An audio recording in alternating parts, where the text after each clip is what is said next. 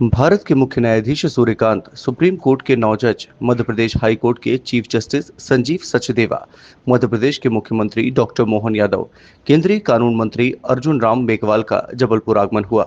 इस दौरान Netaji Subhash Chandra Bose cultural and event centre में आयोजित fragmentation to fusion empowering justice via united digital platform integration विषय के सेमिनार में शामिल हुए। सेमिनार के दौरान सुप्रीम कोर्ट के मुख्य न्यायाधीश जस्टिस सूर्यकांत ने न्यायपालिका को 24/7 कार्य करने की दिशा में आगे बढ़ने का आह्वान किया।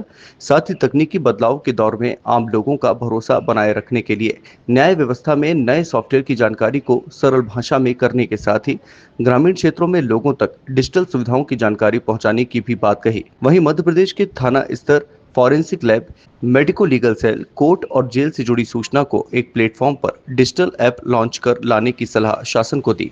कार्यक्रम को लेकर केंद्रीय कानून मंत्री अर्जुन राम मेघवाल का कहना है कि मध्य प्रदेश डिजिटल नवाचार के लिए देश में अपनी पहचान बनाने जा रहा है, जिसके तहत न्यायपालिका क्षेत्र में डिजिटल क्रांति केंद्र और राज्य सरकार के द्वारा लाई जा रही है।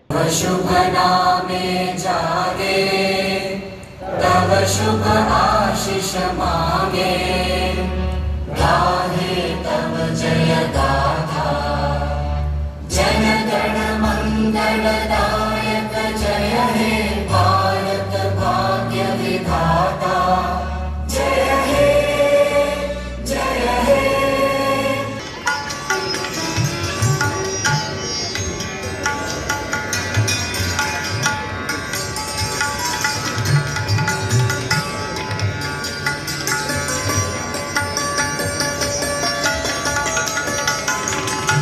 Technology is the only way out, is the only effective answer to this kind of wastage of judicial time during the court hours. And I am quite sure that once these apps or the softwares are given effect on pan-India basis, the Indian judiciary will be able to save lot of time, which can be really devoted on the judicial work instead of this procedural or administrative work. And the resultant effect, of course, will be reduction in delay, pendency in our dockets will go down, and I am quite sure the justice delivery system will be taken to have become more responsive. It will also bring transparency. Transparency has also been an issue which we all are concerned. Not only that, it is our constitutional ethos and one of the constitutional values to which we deeply profess. Our different kinds of subsequent laws have also responded like that. So if you will see post-constitution, the judicial development of the Supreme Court constitutional jurisprudence, the way it has been developed, or even less later, Parliament has also enacted so many laws to bring more and more transparency.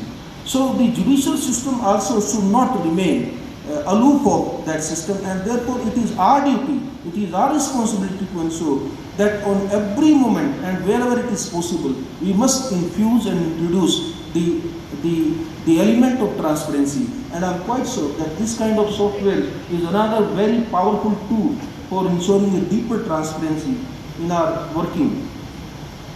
यहाँ सिंहासन जो विक्रमादित्य जी का था, कहा जाता है ऐसा, हमने कहीं पढ़ा, कहीं गलती हो तो करेक्ट करना, कि एक बालक जो कोई पढ़ा लिखा नहीं था, लेकिन सिंहासन जब नीचे दब गया तो टीला टाइप हो गया, उस पे जब वो बैठता था तो इसी तरह का न्याय करता था।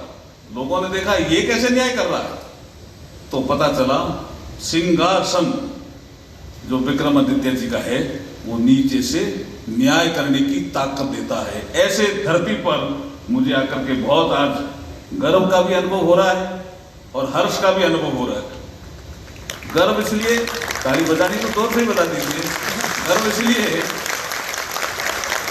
मुझे इस बात की प्रसन्नता है, आज नवाचार और तकनीक का जमाना, ऐसे में विज्ञान ने हमारे जीवन को सरल बनाने में बड़ी भूमिका अदा की। और ऐसे समय में जब ये दुनिया का सबसे बड़ा लोकतंत्र और लोकतंत्र को बनाए रखने में सबसे बड़ी भूमिका हमारे न्याय तंत्र की है, ऐसे में न्याय तंत्र ने नए नवाचारों के माध्यम से आज जो एक अलग जगाया, मैं अपनी ओर से आज इस सत्र के माध्यम से कई सारी सौगात यहाँ जब मूक बधिरों के प्रकार से भी माननीय सचदेवा जी के माध्यम से योगदान मिला है और कितने अलग अलग प्रकार से लेकिन सही में ये तमाम प्रकार की व्यवस्थाओं के बलबूते पर ये डिजिटल प्लेटफॉर्म कागजी फाइलों की लंबी प्रक्रिया और जटिलता को समाप्त करके फाइलों के त्वरित निराकरण करते हुए बेहतर प्रबंधन का मार्ग प्रशस्त करेंगे।